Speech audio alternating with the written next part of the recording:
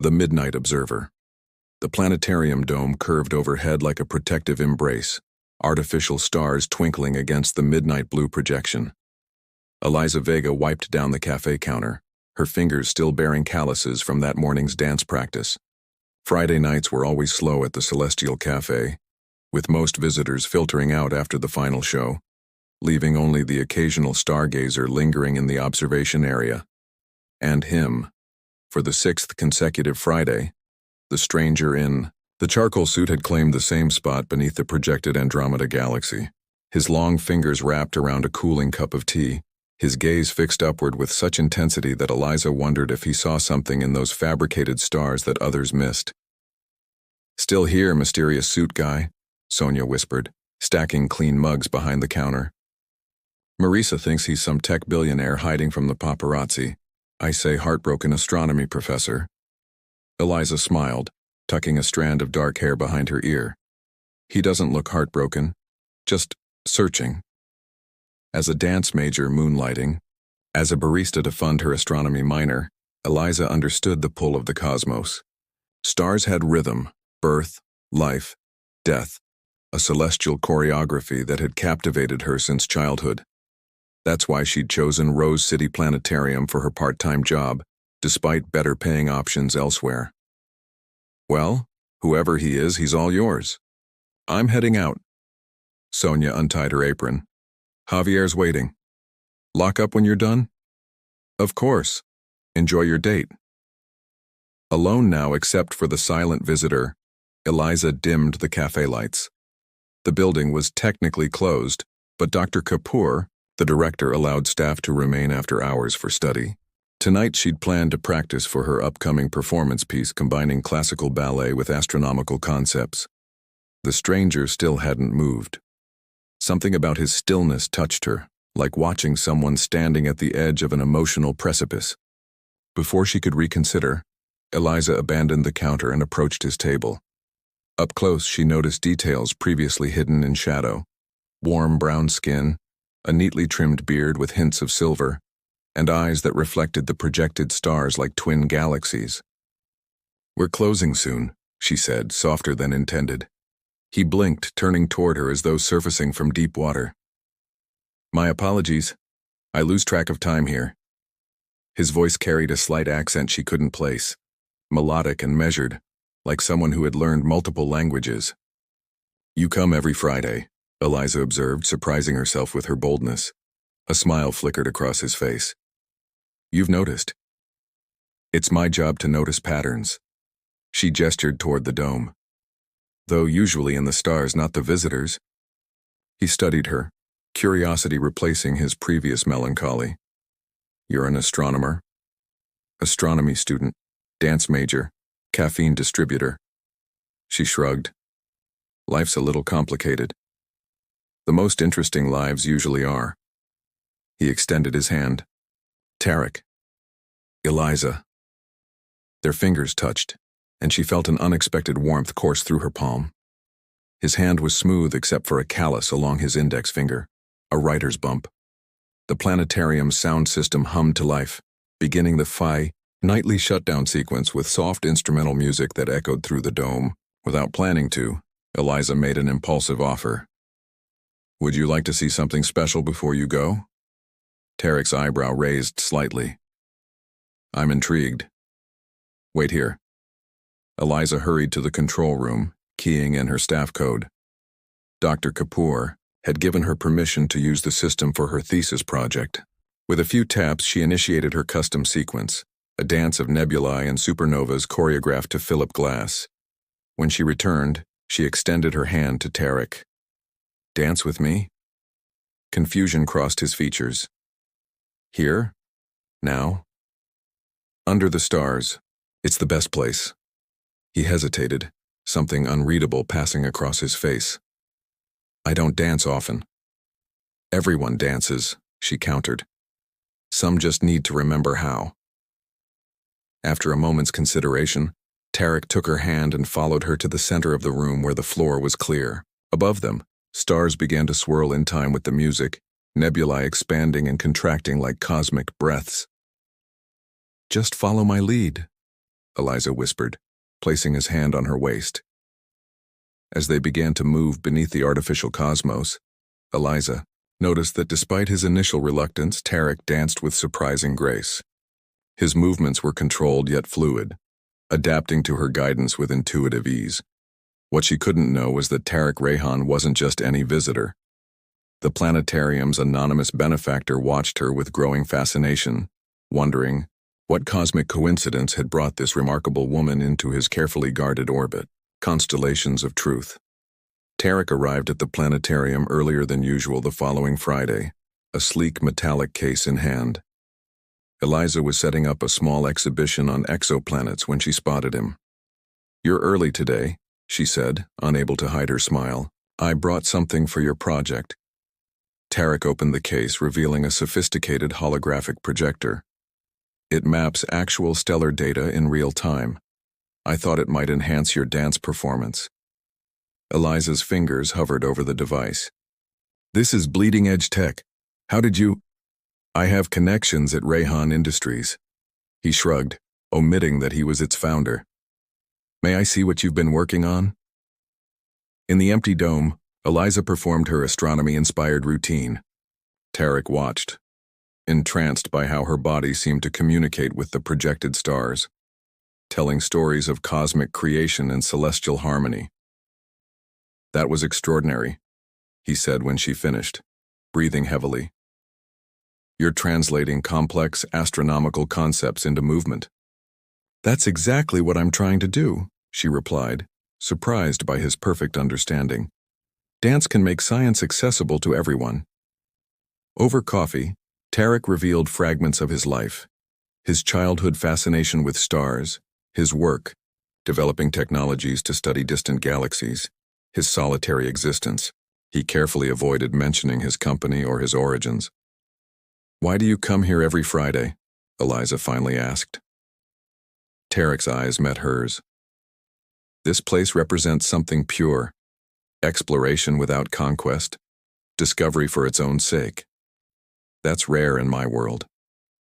"And what world is that?" His smile held secrets, a complicated one. As their conversation deepened, Dr. Kapoor approached their table. "Mr. Rayhan, I didn't expect you today. Your quarterly meeting isn't until next month." Eliza's eyes widened. "You two know each other?" The astronomer looked confused. "Of course, Mr. Rayhan funds our entire research division." Tarek winced as Eliza's expression shifted from surprise to understanding. The simple connection they'd been building suddenly seemed tainted by imbalance. "You own this place?" she asked quietly. "I support it," he corrected. "There's a difference." But something had changed. The distance between their worlds, momentarily bridged by dance and stars, yawned open once more. Part 3. Eclipse of Doubt. 3 weeks after their dance, Eliza and Tarek had fallen into a comfortable rhythm. They met regularly at the planetarium and occasionally for dinner at obscure restaurants where Tarek wouldn't be recognized. Despite the revelation of his status, Eliza had decided to judge him by his actions, not his wealth. Tonight, they stood on the observation deck of his penthouse, a powerful telescope positioned toward a specific section of sky. "That's where I'm from," Tarek said softly. "At least that's the general direction."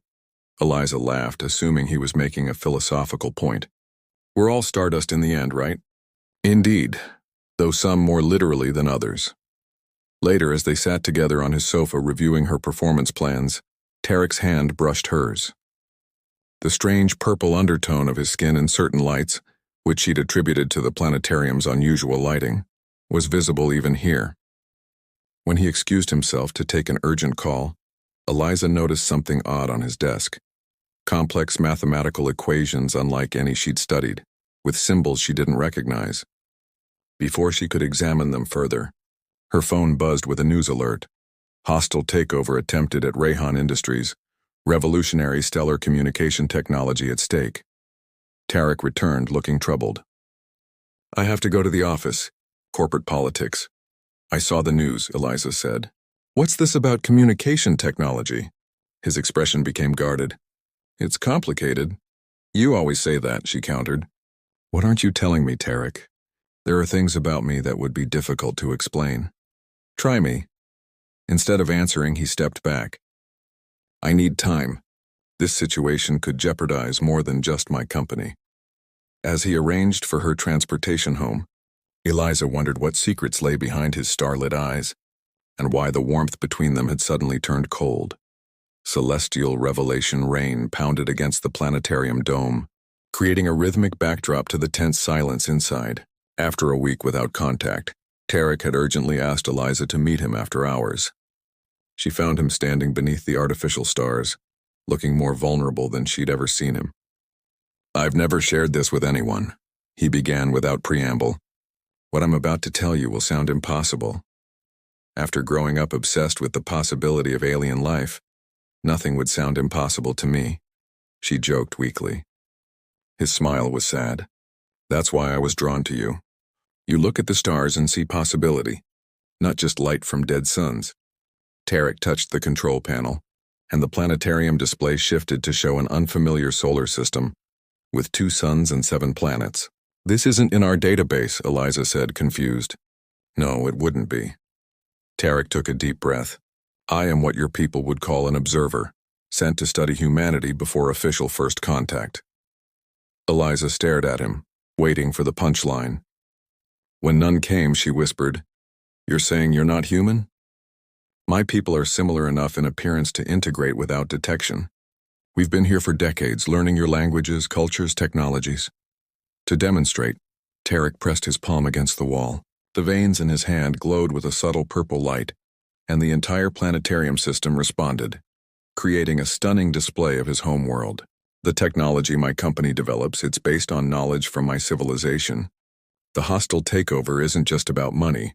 It's about people who've discovered anomalies in our tech patents. Eliza struggled to process this revelation. Her scientific mind demanded proof while her heart already knew the truth. Why tell me this now? Because I've broken my mission's primary protocol, emotional non-interference. His eyes held hers. I've fallen in love with you, Eliza, and I need your help. Dancing among worlds 6 months later, the Rose City Planetarium hosted its most ambitious event yet. Cosmic Dialogue, a dance of worlds. Tickets had sold out within hours as word spread about the revolutionary performance combining dance, astronomy, and cutting-edge holographic technology. Behind the scenes, Eliza adjusted her costume, a design inspired by constellation patterns, while Tarek calibrated the specialized projectors. The neural interfaces are synchronized, he confirmed.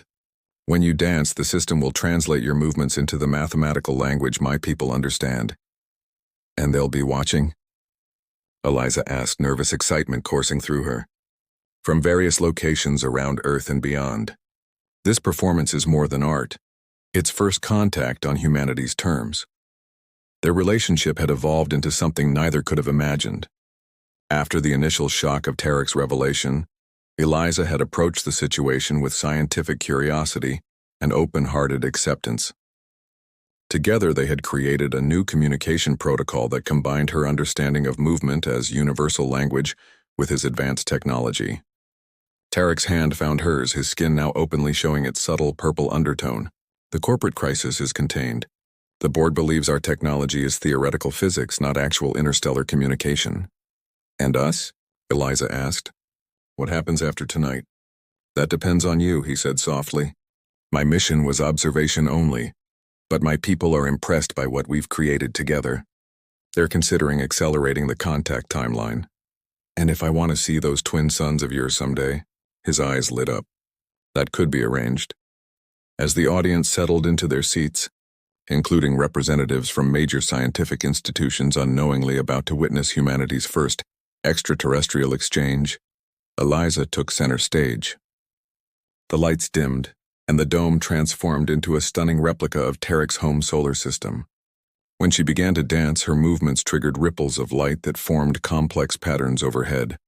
Mathematical equations, molecular structures, and universal constants translated into visual poetry. The audience gasped as the display responded to her every gesture, creating a conversation between dancer and cosmos. Backstage, Tarek monitored the signals being transmitted to his homeworld. Each movement Eliza made was being received and interpreted by his people.